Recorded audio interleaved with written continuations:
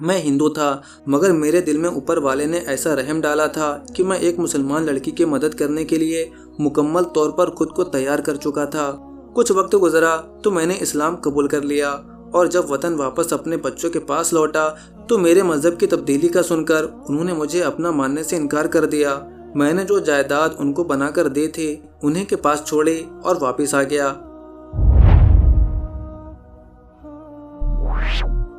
वो औरत आज भी मेरे सामने आकर बैठी हुई थी और मुझसे 100 रियाल मांग रही थी, जबकि मैं हकारत से उसकी तरफ देख रहा था। मैं पूरा दिन लोगों से मांग मांग कर पैसे इकट्ठे किया करता था, लेकिन वो सिर्फ मेरे सामने आकर बैठ जाती थी और मुझसे 100 रियाल मांगने लगती। मेरी एक दिन की कमाई हज़ारों रियाल थी, मगर मैं कैसे उसे 100 रियाल बिना किसी बात के दे देता, जबकि मुझे ये 100 रियाल इकट्ठे करने में तकरीबन 1 घंटा लगता था। मुझे उस औरत पर बहुत गुस्सा आता था, और वो भी कोई ढीठ इब्ने ढीठ थी, जो मेरे दुत्कारने के बावजूद भी हर बार मेरे सामने आकर बैठ जाती और मुझसे भीख मांगने लग जाती। वो भी बिना नागा हर रोज मेरे पास आ रही थी और भीख मांगा करती थी, जबकि मैं भी उसकी तरह ढीठ था। मैंने एक दिन भी उसे रियाल नहीं दिए थे, लेकिन अब ऐसा हो रहा था कि मेरी किस्मत का सितारा उरूज पर पहुंचता जा रहा था। मुझे ऐसा लग रहा था जैसे उस औरत की वजह से ही मेरी कमाई में इतना इजाफा होता जा रहा है। लेकिन ये सब महसूस होने के बावजूद भी मैं उसे 100 रियाल भी भीख देने में बुखल से काम ले रहा था। आज का दिन मामूल के मुताबिक था। मुझे भीख में ढेरों ढेर रियाल मिल रहे थे। वो फिर से मेरे सामने आ गई और हाथ फैलाकर 100 रियाल की भीख मांगने लगी। उसकी आवाज में बहुत ही सोच था और आंखों में आंसू चमक रहे थे। कभी कभी मुझे लगता कि ये औरत बहुत मजबूर होगी, मुझे उसे 100 रियाल दे देने चाहिए, मगर मुझे उस पर गुस्सा भी आता था और मुझे अपना भी पता था। मैं भी लोगों से मांगते हुए खुद पर ऐसी ही कैफियत तारी कर लेता था। इसलिए मुझे ज़्यादातर किसी बात पर यकीन नहीं होता था कि वो सच्ची है या दुखी होने का दिखावा कर रही है। मैंने एक बार फिर से उस औरत को दुत्कार कर भगा दिया था, मगर मुझे नहीं पता था कि इस दुत्कार के साथ ही मैं अपनी किस्मत को भी लात मार रहा हूँ। मेरी किस्मत का वो उरूज जो अपने इंतहाई पर था, अब आहिस्ता आहिस्ता ख़त्म होना शुरू हो गया। आज फिर मैं सिग्नल पर भीख मांग रहा था। बार बार मेरी नज़रें मुसलमानों की तरफ उठ रही थीं। मैं इस इंतज़ार में था कि कोई मुसलमान हाजी आए और मुझे रोज़ाना की तरह ढेरों रियाल दे जाए, और आज भी ऐसा ही हुआ था। मेरे पास ढेरों रियाल जमा हो गए थे। मैं मामूल के मुताबिक अपनी कमाई गिनने में मशरूफ़ था। मेरे पास हज़ारों रियाल जमा हो चुके थे। अपने मुल्क में अच्छी खासी जायदाद बनाने के बावजूद मेरा दिल भीख मांगने से नहीं भरता था, क्योंकि भीख मांगने में मेरी अच्छी खासी कमाई होने लगी थी और मुझे बिना किसी मशक्क़त के हज़ारों रियाल मिल जाते।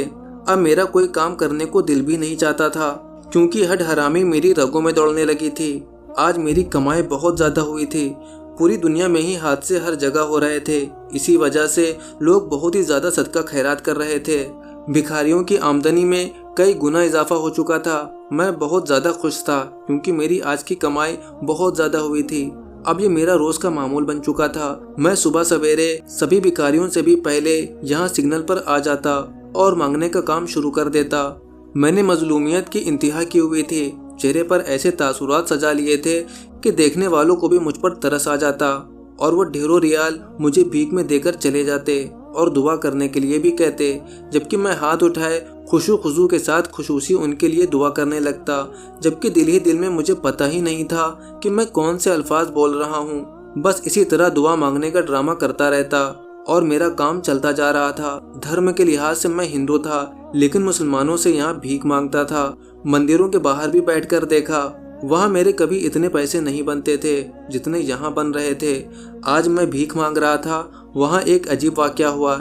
एक औरत बहुत ही ब्रांडेड अबाया पहने हुए मेरे पास आई और मुझे 1000 रियाल देने के बाद वहाँ से चली गई। हैरत की बात यह थी कि उसने मुझसे कोई भी दुआ करने के लिए नहीं कहा था। बहरहाल मुझे तो इन पैसों से गरज थी जो वो औरत मुझे देकर गई थी। ये उसकी मर्जी, उसने मुझसे दुआ करवाई या नहीं, और मैंने कौन सा कोई असली दुआ करनी थी। फिर अभी कुछ ही वक्त गुजरा था, वो औरत मेरे सामने आ बैठी। मैंने सोच लिया था कि उसके बारे में ज़रूर पता लगा कर रहूँगा, और अगर ये कोई मजबूर है तो मैं उसे 100 रियाल दे दूंगा। मेरी हर रोज़ हज़ारों की कमाई होती थी, मुझे कुछ फ़र्क नहीं पड़ने वाला था। अगर मैं उसे 100 रियाल दे देता, हो सकता है इस वजह से भगवान मुझे मज़ीद दौलत से नवाज देता। ये सब सोचते हुए मैंने पक्का इरादा कर लिया था कि आज उस औरत के पीछे ज़रूर जाऊंगा। वो औरत मेरे पास आई और 100 रियाल मांगने लगी तो मैंने उसे फिर से दुत्कार दिया और जब वो मायूस होकर वापस पलटी तो मैं फौरन उसके पीछे रवाना हो गया। वो औरत वहाँ से चलते हुए कच्ची आबादी में जाकर रुकी थी तो मुझे इस बात पर यकीन होने लगा कि वो कोई मजबूर औरत थी, मगर ये मेरी कम ख्याली थी। कच्ची आबादी से निकलकर वो औरत पक्की आबादी की हुदूद में दाखिल हो रही थी और ये देखकर मेरी हैरत की इंतहा नहीं रही थी। मुझे लगा था कि पक्की आबादी के किसी वीरान इलाके में उसने अपना बसेरा कर रखा होगा। मैंने जो हकीकत देखी उसने मुझे हैरान कर दिया। हकीकत तो मेरी सोच से भी ज्यादा भयानक थी। मैं हैरत से सामने देख रहा था। मुझे आंखों पर यकीन नहीं आ रहा था कि ये भी सच है। ऐसा तो मैंने कभी सोचा ही नहीं। मैंने सोचा था कि चुपचाप वापस चला जाऊंगा और कल उस औरत को 100 रियाल दे दूंगा, मगर मेरी ये बदकिस्मती थी कि पलटते हुए उस औरत ने मेरी तरफ देख लिया और उसे पता चल गया था कि मैं उसकी हकीकत जान गया हूँ। अब आगे मेरी किस्मत का सितारा डूबने वाला था या उरूज पर चलने वाला था, इस बारे में मुझे कुछ खबर नहीं थी, लेकिन मेरा दिल घबरा गया था। मुझे लग रहा था कि जल्दी मेरी किस्मत का सितारा गुरूब होने वाला है। मैं वापस सिग्नल पर गया और अपने मामूल के मुताबिक भीख मांगने लगा, लेकिन मुझे न जाने किस बात की परेशानी लग रही थी। मेरा ध्यान बार बार मेरे काम में भटक रहा था और मुझे बार बार उस औरत का ख्याल आ रहा था। न जाने वो कौन थी और मुझे मदद के लिए क्यों कहती थी। वो रोज मुझसे 100 रियाल मांगने क्यों आती थी, जबकि मैं रोज ही उसे दुत्कार देता था।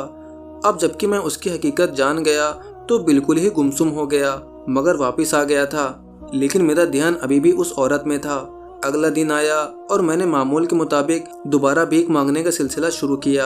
आज का दिन भी खैरो आफियत से गुजर गया और कोई भी खिलाफे मामूल वाक़या नहीं हुआ था, मगर आज वो औरत नहीं आई थी। मैं बार बार मुतलाशी निगाहों से उसी रास्ते की तरफ देख रहा था जहाँ से वो औरत भीख मांगने आती थी, मगर मैंने उसे नहीं देखा था। गैर इरादी तौर पर आज मैं उस औरत का मुंतजिर था ताकि वो आए और मैं उसकी मदद कर सकूं, मगर वो औरत नहीं आई थी। और फिर अगले दिन जो कुछ हुआ उसने मेरी जिंदगी का सुकून बर्बाद कर दिया। मैंने उस औरत को क्या समझा था और वो क्या निकली। कभी कभार हमारी जिंदगी में ऐसे वाक़यात होते हैं कि हम खुद भी उन पर हैरान रह जाते हैं। हमें अपनी आंखों देखा भी झूठ लग रहा होता है और अपने साथ होने वाले वाक़यात पर यकीन नहीं आ रहा होता। मेरा भी कुछ ऐसा ही हाल था। मैं चाहते हुए भी इस बात पर यकीन नहीं कर पा रहा था। मुझे अच्छी तरह से याद था वो औरत कच्ची आबादी से निकलकर पक्की और साफ सुथरी कॉलोनी में गई थी जहां पर बंगले और कोठियां बनी हुई थीं। वो इलाका साहिबे हैसियत लोगों का था जहां पर बड़े बड़े अफसरान रहा करते थे। किसी मामूली मुकामी की इतनी हैसियत नहीं थी कि वो कॉलोनी में घर खरीद सकता। वो औरत एक बड़ी सी कोठी में दाखिल हो गई। वो कोई बहुत ही ज्यादा अमीर औरत थी जो शायद मेरा इम्तिहान ले रही थी, या फिर शायद वो कोई पुलिस ऑफिसर होगी या फिर किसी जासूसी महकमे में काम करती होगी और मेरी जासूसी कर रही होगी। इसी बात ने मेरी फिक्रों में कई गुना इजाफा कर दिया था और मेरी रात की नींद उड़ गई थी।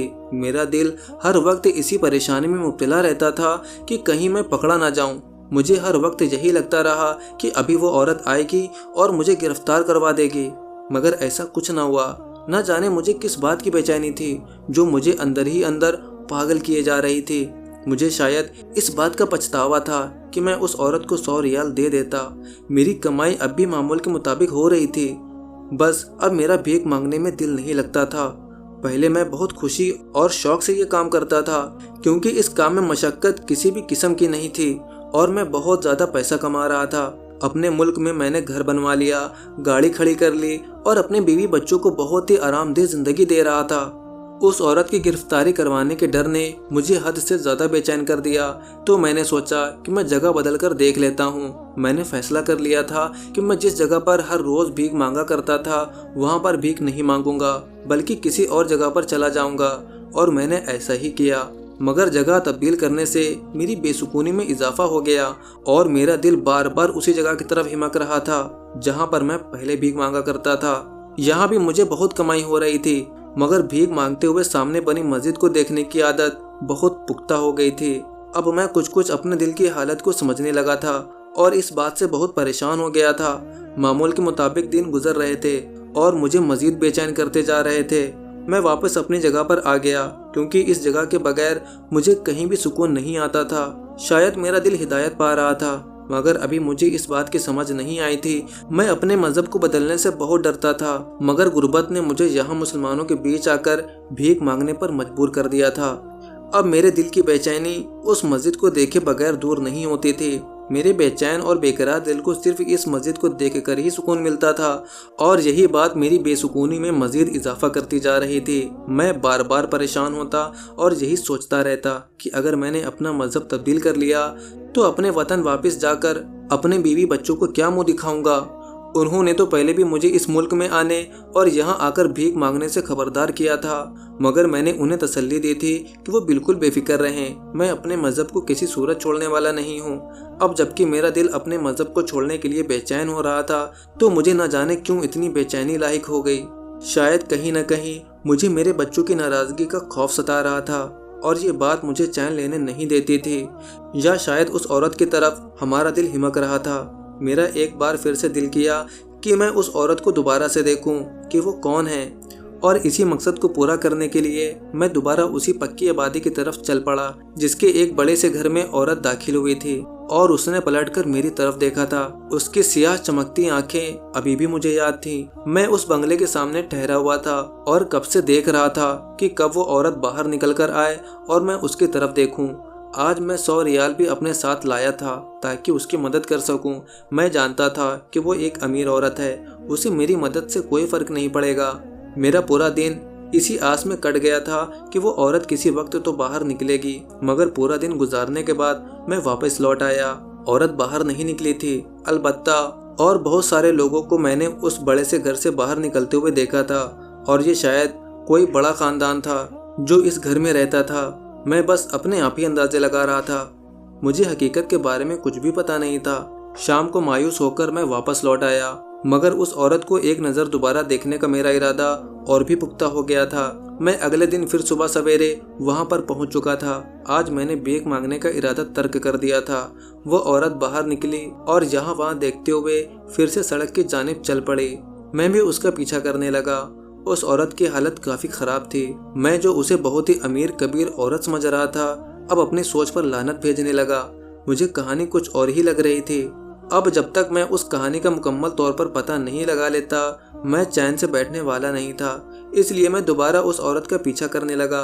वो औरत पक्की आबादी से निकलकर फिर उसी कच्ची आबादी में दाखिल हो गई थी और वहाँ एक घर में दाखिल हुई।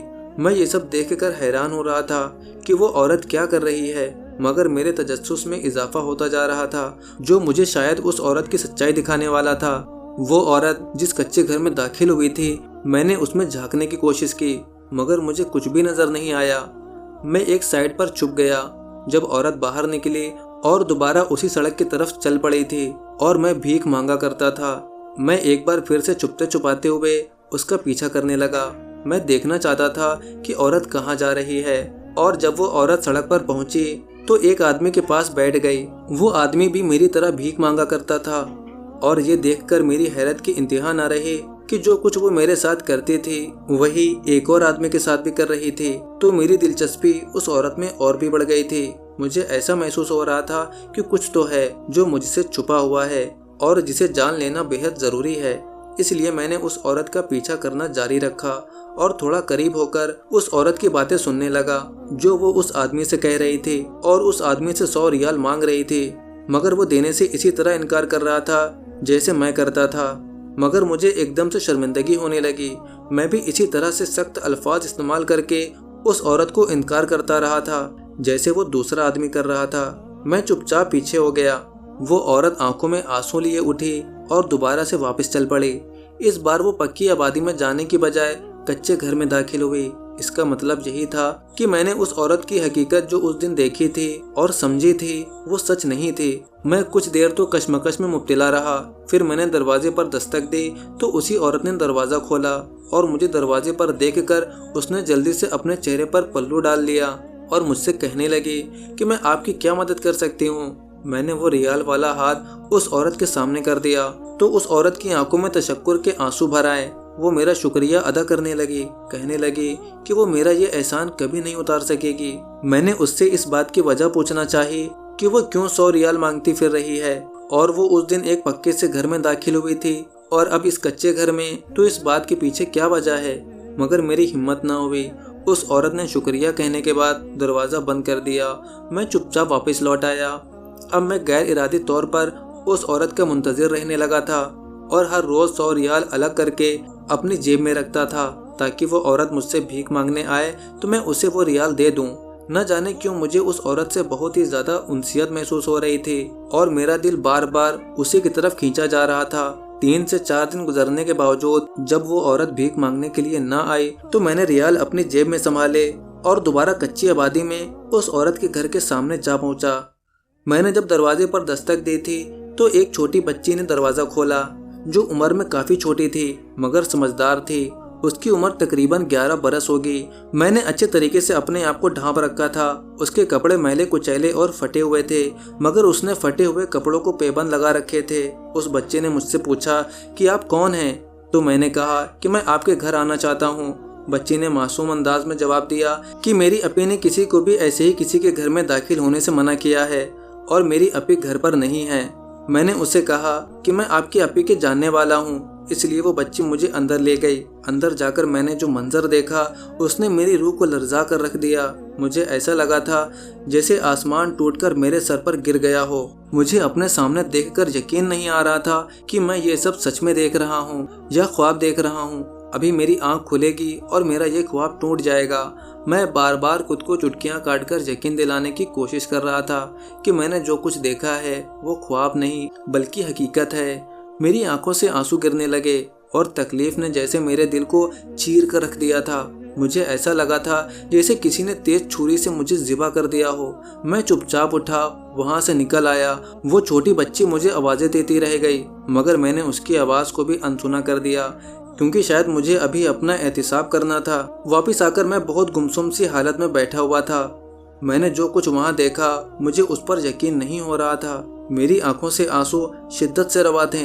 मैं पागल होने के करीब था। बार बार मेरी आंखों के सामने वो मंजर आ रहा था। इस दुनिया में ये सब भी हो रहा है। मुझे इस बात पर यकीन नहीं आ रहा था मगर अब एक बात का मैंने अपने दिल में पुख्ता इरादा कर लिया था कि कुछ भी हो जाए मैं उस गरीब खानदान की मदद जरूर करूँगा, चाहे उसके लिए मुझे कुछ भी क्यों न करना पड़ता। उस औरत की उस पक्के मकान में जाने और फिर कच्ची आबादी में आकर रहने के पीछे कोई ना कोई वजह तो होगी। या तो वो औरत उस पक्के घर में काम करती थी या फिर कुछ और था। मगर मैं इतना जान गया था कि वो औरत बेहद मजबूर थी और उसे मदद की हद से ज़्यादा ज़रूरत थी और उसे उसकी इज्जत नफ्स किसी के सामने हाथ फैलाने नहीं देती थी। शायद वो मुझे भला इंसान समझकर मुझसे मदद मांगने चली आती मगर मैंने भी दुत्कार को ही उसका मुकद्दर कर दिया था और ऐसी दुत्कार उसे हर उस इंसान से मिला करती थी जिससे वो मदद मांगने की कोशिश करती थी। मैं सोने के लिए लेट गया मगर मेरी नींद मेरी आंखों से कोसों दूर थी। मेरी आंखों के सामने बार बार वो मंजर आ रहा था। मैंने उस औरत के घर में एक बेहद बूढ़ी औरत को देखा जिसकी बिनाई तकरीबन खत्म हो चुकी थी और वो करीबुल मर्ग थी मगर उनके घर में खाने के लिए कुछ भी नहीं था। एक तरफ थोड़ी सी दवाई रखी हुई थी जिसकी कीमत बहुत ज़्यादा थी। शायद वो औरत इन्हीं दवाओं की कीमत मांगा करती थी जो उसे नहीं मिलती थी। वो हर रोज़ मायूस होकर वापस लौट आती थी। मुझे उस बच्ची ने बताया था कि उन्होंने 3 दिन से खाना नहीं खाया और अभी खाने का इंतज़ाम करने के लिए निकली हैं। अपी पहले बहुत बड़े घर में रहती थी और उन्हें भी अपने साथ रखा हुआ था मगर फिर उन्हें उस घर से निकाल दिया गया और अब अपी मेहनत मजदूरी का काम करती हैं मगर इन पैसों से सिर्फ और सिर्फ अम्मा की दवाई और उनका खाना आता है। वो बूढ़ी औरत उनकी माँ है। वो इतनी लागर और कमज़ोर नहीं थी मगर सदमे और बीमारियों ने उसे इतना कमज़ोर बना दिया। अब मैं जान गया था नकाब के पीछे छुपी वो औरत नहीं सिर्फ और सिर्फ 21 साल की लड़की थी जिसे वक्त ने बहुत पहले बूढ़ा कर दिया था। वक्त बहुत जालिम है। ये ना उम्र देखता है, ना ही हुस्न और ना जवानी देखता है। इंसान को सालिम निगलने के लिए हर वक्त तैयार रहता है। जैसे ही इसे मौका मिलता है ये अपना वार कर देता है। दुख और आजमाइश तो वैसे भी इंसान को वक्त से पहले बूढ़ा कर देते हैं। वो लड़की भी समझदार हो गई थी। उसने कोई गलत रास्ता इख्तियार नहीं किया था। वो मेहनत मजदूरी कर रही थी और अपनी माँ और छोटी बहन का पेट पालने के लिए मुकम्मल तौर पर कोशिश कर रही थी मगर उसकी कोशिश नाकाम थी।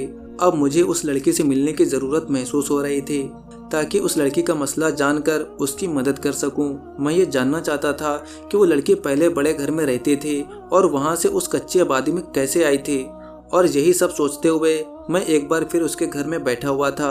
आज वो लड़की घर पर ही थी और मुझसे पूछ रही थी कि मैं उसकी ज़िंदगी में इतनी दिलचस्पी क्यों ले रहा हूँ। वो गरीब लड़की है, उसका पीछा छोड़ दिया जाए क्योंकि उससे मुझे कुछ भी हासिल होने वाला नहीं है। वो मुझे भला इंसान समझकर मुझसे मदद मांग रही थी, लेकिन अगर मुझे मेरी मदद के बदले उससे कुछ चाहिए तो वो मुझे नहीं दे सकती, बल्कि वो जल्द ही मेरे रियाल मुझे लौटाने की कोशिश करेगी। जिस पर मैंने उसे मना कर दिया और उसे इस बात का यकीन दिलाया कि मैं उसकी मुकम्मल तौर पर मदद करना चाहता हूँ। वो मेरी बेटियों की तरह ही है। मेरी बेटियाँ उससे कुछ छोटी हैं, इसलिए वो मुझे खुलकर अपना मसला बताए ताकि मैं उसकी कुछ मदद कर सकूं। उस लड़की ने हैरत से मेरी तरफ देखा कि मैं खुद तो सिग्नल पर भीख मांगता हूँ और उसकी क्या मदद कर सकता हूँ, मगर वो नहीं जानती थी कि मैंने अपने मुल्क में कितनी जायदाद बना ली थी और मेरी पहुँच कितनी बड़ी बड़ी हस्तियों तक थी। उस लड़की ने मुझे शुरू से अपना मसला बताना शुरू किया और जब तक उस लड़की ने मुझे अपनी ज़िंदगी के तमाम बड़े वाक़यात से रोशनास कराया, तब तक मेरी आंखों में आंसू रवा हो चुके थे और मेरी दाढ़ी आंसुओं से तर हो चुकी थी। मुझे यकीन नहीं आ रहा था कि इस्लाम, जो दुनिया में एक सच्चा मज़हब समझा जाता है, उसमें भी बेटियों के साथ ये सब किया जाता है, जबकि बेटियों को सबसे पहले इज्जत दिलाने वाला मज़हब इस्लाम ही है। मैं हिंदू था, मगर मेरे दिल में ऊपर वाले ने ऐसा रहम डाला था कि मैं एक मुसलमान लड़की की मदद करने के लिए मुकम्मल तौर पर खुद को तैयार कर चुका था। लड़की बहुत अमीर और कबीर खानदान से ताल्लुक़ रखती थी, मगर उसके बाप ने उसकी माँ से दूसरी शादी की थी और इस शादी को खुफिया रखा था। उसके बाप ने उसकी माँ को भी बहुत ही अच्छे घर में रखा था, मगर वो घर उसके नाम नहीं था। उसका बाप अचानक एक हादसे में वफात पा गया तो वो लोग बेघर हो गए और उसकी दूसरी औलादों ने जायदाद में से उनका हिस्सा नहीं दिया। वो लड़की कानून के पास जाना चाहती थी, मगर उसके पास केस करने के लिए पैसे नहीं थे, जिसकी वजह से वो बहुत ज़्यादा मजबूर हो चुकी थी। उसकी माँ भी पै दर पै निकलने वाले सदमों की वजह से इंतहाई बूढ़ी और लांगर हो चुकी थी। हालांकि उसकी माँ जवान और सेहतमंद हुआ करती थी। ये सब बताने के बाद लड़की मेरी तरफ देखने लगी और मुझसे सवाल करने लगी कि आखिर मैं उसकी कैसे मदद कर सकता हूँ। जिसके बाद मैंने उस लड़की की मदद करने का यकीन दिलाते हुए उसे कुछ खाना वगैरह दिया और वापस आ गया। वापस आकर मैंने जितने भी भीख मांग मांग कर दौलत इकट्ठा की थी वो सब बड़ी थैली में डाली और ले जाकर उस लड़की को दे दी, ताकि वो कानूनन अपने सौतेली बहन भाइयों पर केस कर सके और अपनी बाप के जायदाद में से अपना हिस्सा ले सके। वो लड़की मेरी बहुत ज़्यादा शुक्रगुजार हुई और उसकी आंखों में आंसू चमकने लगे। मैंने उसके सर पर हाथ रखा और वहाँ से वापस आ गया और जब तक उसके घर से वापस ना आ गया उसकी नज़रों की तपिश मुझे अपनी कमर पर महसूस होती रही। न जाने आज क्यों इतने अरसे बाद मुझे सुकून मिल रहा था। शायद अल्लाह ताला की तरफ से मेरे दिल में हिदायत दाखिल हो रही थी। वो लड़की अपने सौतेले भाई बहनों पर केस करने के बाद जीत चुकी थी, क्योंकि उसके पास अपने माँ बाप की शादी के तमाम कागजात मौजूद थे। बस इस केस पर लगाने के लिए पैसे ना थे जो मैंने उसे फराहम कर दिया था। वो कौन सा मेरी मेहनत की कमाई थी, मैंने भीख मांग मांग कर इकट्ठा किया था और अच्छा था कि वो किसी ज़रूरतमंद के काम आ गया था। वो लड़की अब एक अच्छी ज़िंदगी गुजार रही है और उसने मुझे बार बार बहुत सारे ओहदों पर रखने की पेशकश की, लेकिन मैंने मना कर दिया क्योंकि मैं खुद भी मेहनत मजदूरी करना सीख रहा था। वो इस बात को समझ चुका था कि भीख मांगना कोई भी बड़ी बात नहीं है, बल्कि मेहनत मजदूरी करके खाना ही बड़ी बात है। कुछ वक्त गुजरा तो मैंने इस्लाम कबूल कर लिया और जब वतन वापस अपने बच्चों के पास लौटा तो मेरे मज़हब की तब्दीली का सुनकर उन्होंने मुझे अपना मानने से इनकार कर दिया। मैंने जो जायदाद उनको बनाकर दी थी उन्हीं के पास छोड़ी और वापस आ गया, क्योंकि अब अपने सामने मौजूद मस्जिद को देखे बगैर मुझे सुकून नहीं मिलता था और मेरी ज़िंदगी का मकसद भी यही रह गया था कि मैं ज़रूरतमंदों की मदद करूं और अपनी ज़िंदगी को अल्लाह ताला की राह में वक्फ कर दूं। हाँ, अलबत्ता मुझे मेरी बीवी बच्चों की याद आती है तो मैं दिल से उनकी हिदायत के लिए दुआ कर देता हूँ। न जाने क्यों मुझे इस बात पर मुकम्मल यकीन है कि मेरी ये दुआएं कभी न कभी तो ज़रूर कबूलियत का शरफ पा लेंगी और अल्लाह मेरी बीवी बच्चों को हिदायत से नवाज देगा।